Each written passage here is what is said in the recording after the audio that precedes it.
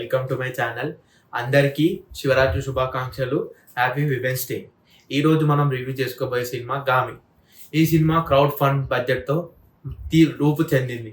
ఈ cinema director Vidyadhar ఈ సినిమాని కొన్ని సంవత్సరాలు 2013లో స్టోరీ డెవలపింగ్ స్టార్ట్ చేసి క్యారెక్టర్స్ని వెతుకుతూ 2017లో విశ్వక్సేన్, చాందిని చౌదరి తదితర నటులతో ఈ సినిమాని మొదలుపెట్టారు. ఈ సినిమా క్రౌడ్ ఫండ్తో స్టార్ట్ అయ్యి చాలా అడ్డంకులు ఎదుర్కొని ఈరోజు మహాశివరాత్రి నాడు మార్చి 8 నాడు రిలీజ్ అయింది. ఈ సినిమాని నేను మొదటగా చూసుకుంటే విశ్వక్సేన్ ఇంట్రొడక్షన్ సీన్ అండ్ మనం ఏదైతే ట్రైలర్లో విశ్వక్సేన్కి ప్రాబ్లం ఉంటుందో దాంతో స్టార్ట్ అవుతుంది అండ్ మిగతా ప్రొసీడింగ్స్ అనేవి స్టార్ట్ అవుతాయి. ఈ మూవీలో ఉమా CT333 అనే క్యారెక్టర్ ఎవరు అనేది మనం చూడవచ్చు. లాస్ట్కి శంకర్ తన డెస్టినీని చేరుకున్నాడా లేదా అనేది సినిమా. ఈ మధ్యలో జరిగే ప్రయాణమే గామి సినిమాకి వస్తే నేను మొత్తం 3 ఆస్పెక్ట్స్లో ఈ మూవీని డివైడ్ చేశాను. 1 డైరెక్టర్, మ్యూజిక్, కాస్ట్.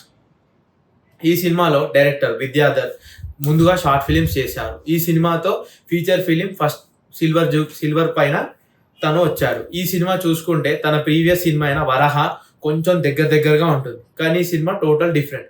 కానీ ఈ సినిమాని నేను మొదటగా టీజర్ చూసినప్పుడు ఇదేంటి కొంచెం ఆర్యన్ గారి నేనే దేవుడిని 2003-04లోనో ఆ మూవీ రిలీజ్ అయింది. కొంచెం ఇలానే ఉంటుంది, హీరో క్యారెక్టరైజేషన్ అలా ఉంటుంది.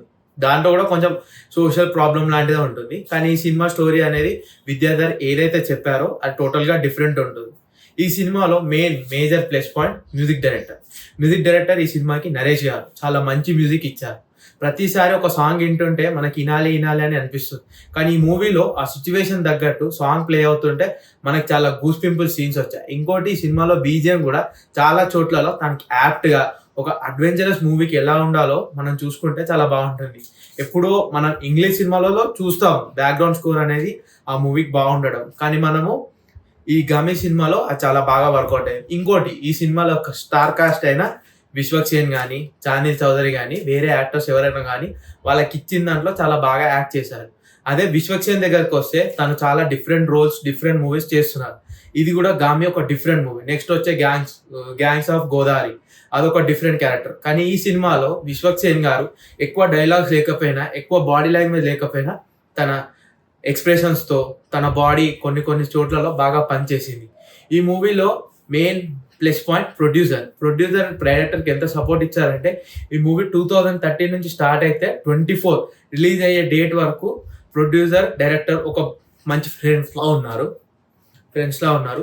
ఇంకోటి ఈ సినిమాలో మైనస్ పాయింట్ చూసుకుంటే సినిమా అనేది స్లో నరేటివ్గా ఉంటుంది.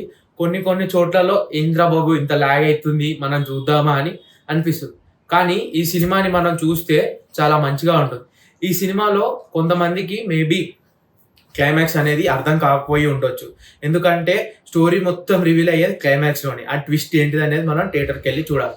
ఇంకోటి ఈ సినిమాని మీరు OTTలో చూడాలా, థియేటర్లో చూడాలంటే తప్పకుండా మీరు థియేటర్కి వెళ్ళే చూడాలి. ఎందుకంటే ఆ విజువల్స్ కానీ, VFX, మన BGM, సాంగ్స్ అనేటివి థియేటర్లో మంచి డాల్బీ అట్మాస్ ఉన్న థియేటర్లో బుక్ చేసుకొని చూస్తే మీకు మంచి ఎక్స్పీరియన్స్ ఉంటుంది. ఇంకోటి ఆ విజువల్ ఎఫెక్ట్స్ అనేవి చాలా ఫోకస్ చేసి ఒక 6 ఏళ్ళు కష్టపడి తీశారంటే మీరే ఉంచుకోండి.